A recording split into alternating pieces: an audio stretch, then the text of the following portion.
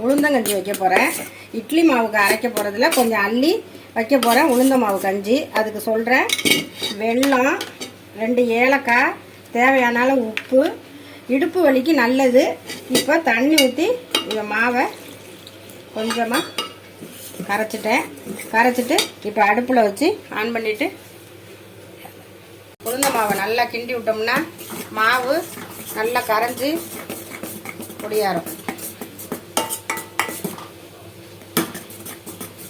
கொஞ்சம் திக்காக இருக்குது, இன்னும் கொஞ்சோண்டு தண்ணி ஊற்றிக்கலாம். ஏன்னா இது வேக வேக மாவு கொஞ்சம் தண்ணியாக வரும்.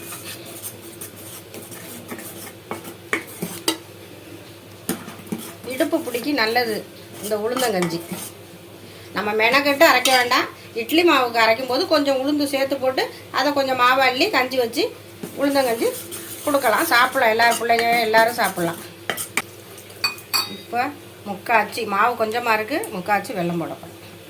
வெல்லம் 2 ஏலக்காய், நசுக்கிய ஏலக்காய் 2, உப்பு கொஞ்சோண்டு, நல்லா கிளறணும்.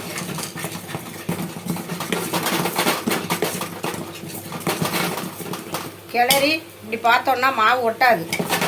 உளுந்த மாவு தண்ணியாக வந்துடும். அப்படி இல்லைன்னா கொஞ்சம் தண்ணி விட்டுக்கலாம்.